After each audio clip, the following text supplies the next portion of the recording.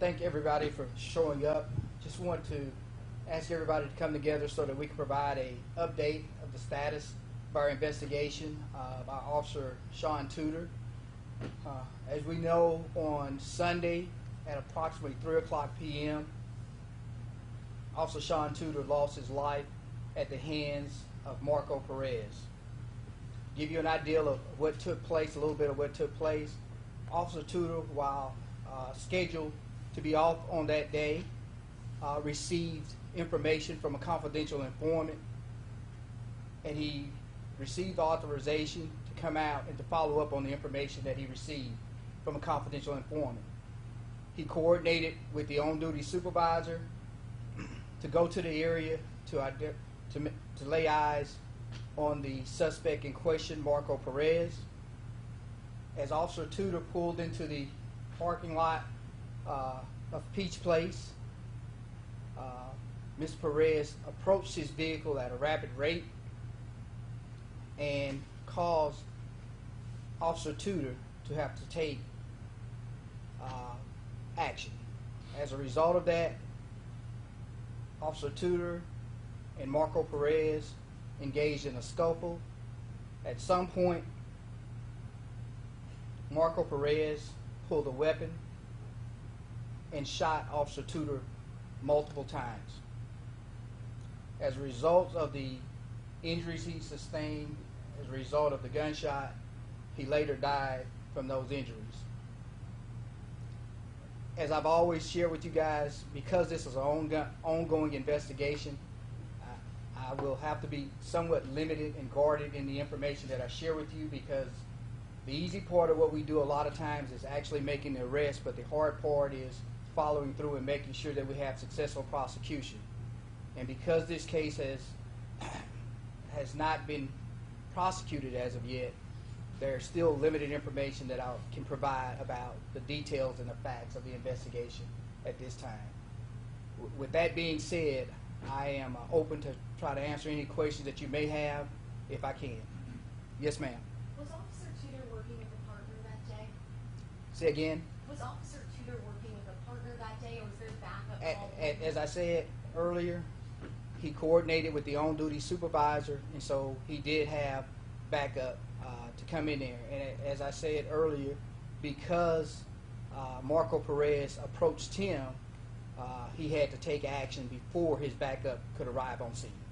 So at the time he was by himself? At the time he was by himself. Can you say whether he had a bulletproof vest? He was not wearing a vest at that time. Was he in uniform, or was He was, again, he was acting in a undercover capacity, and as a result of that, Peach Place Inn, we could not have driven a marked unit into that area and able to get, make contact with the individual. So in his undercover capacity, he was able to make contact with the individual by going in and being able to lay eyes on him before marked units pulled in. How was Perez able to identify him? How did he know who he was if he was undercover?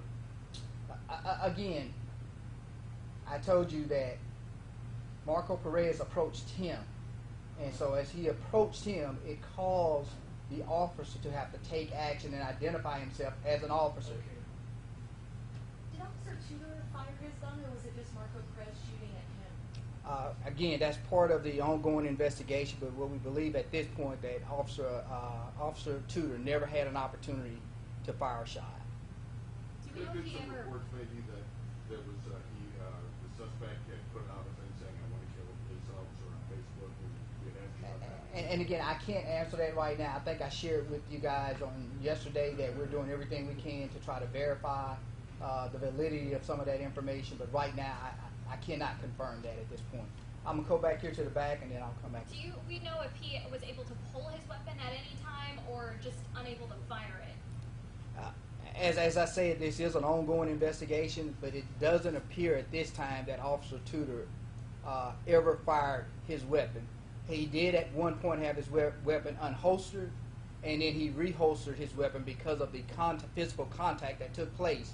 He could not control the individual by having a weapon drawn and one free hand. So as a result of that, he had to holster his weapon, and at this point we don't know if he ever redrew his weapon.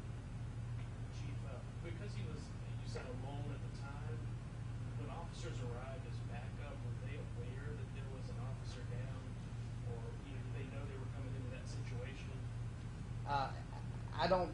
that the officers were aware at the time they pulled in to take Mr. Perez into custody that Officer Tuder had been shot. The gun Yes. that Mr. Perez fired, was that a stolen gun? We're still trying to verify that at this time. Do we know how many times Perez fired his weapon? He was shot multiple times. Again, because it's an ongoing investigation, the exact details I have to remain very vague on. Chief, are you able to tell us where he was shot? Again, because of the ongoing investigation, I have to remain vague on some of the details of the investigation. Can you say, I guess, in terms of the apartment complex, was this in the parking lot or something? This would have taken place in the parking lot. Yes, sir. Yes, sir. Do you think that there'd be any way possible he was being lured to this place, seeing that Marco Perez charged at it? That would cause me to speculate, and so I don't want to speculate. I think that the facts will bear out when we go to trial what exactly took place, and that's our goal, is to make sure that everything that we say and do is factual, and that we're able to successfully prosecute Mr. Perez. Was there anyone else with Perez at the time when he came towards Officer Tuder? As of right now, I don't know that there was anyone else acting in concert with Marco Perez at that moment in time. I know that earlier, or last week, that his mother had been charged in connection to that false report that was filed. Do y'all know if she was still in contact with him up until this point? Still on the run?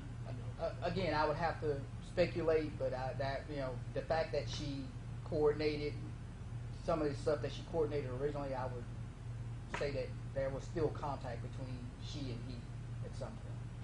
Is it possible to say a time frame an officer had been shot and then, the backup arrived 30 seconds, 2 minutes later, or I have not looked at the anything that would indicate what's the time frame. There was a Facebook Live post and stuff, so I haven't looked at any of the details to tell me exactly what that time frame would be.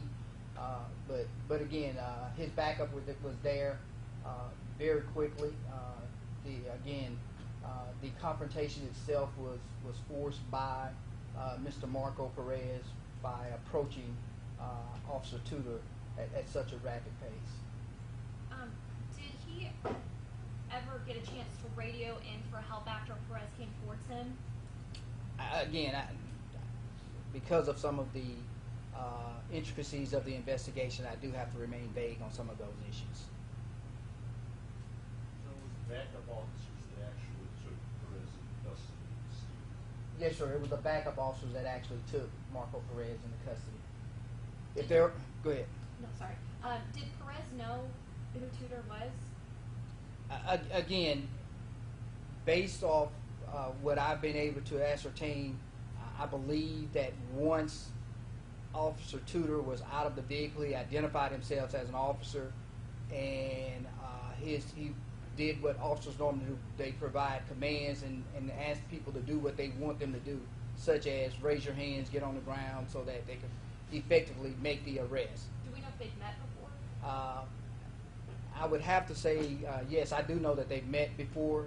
Officer Tuder has been working diligently over the last month to try to take Mr. Perez into custody. We've arrested him previously on a number of breaking and entering residents as well as vehicles, and also for breaking and entering vape shops. So we have an extensive history of contact between Marco Perez and our Officer Tuder.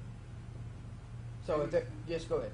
can you say whether he was wearing a body camera and if there was any nearby surveillance video that helped show you? As we've canvassed the areas, we've only been able to gain surveillance video from one area at this point. You do know that there was the Facebook Live posts that were put out there, so that video is out there someplace. But I don't know that if anyone has on the video that they've had the actual shooting itself. And if he was wearing a body And so camera? Officer Tuder would not have been wearing a body cam in his undercover capacity. With that being said, I'm going to conclude the press conference at this time. I would like to thank you guys again for coming out, and I would like to thank the citizens of the city of Mobile for their support and their outpouring of compassion and prayers to the Mobile Police Department. And I would like to remind everybody that the members of the Mobile Police Department, we remain absolute in our resolve to protect the citizens of the city of Mobile. It's our job. We took this oath to protect and serve. And again, Officer Tuder made the ultimate sacrifice of giving his life to the citizens of this community. Thank y'all.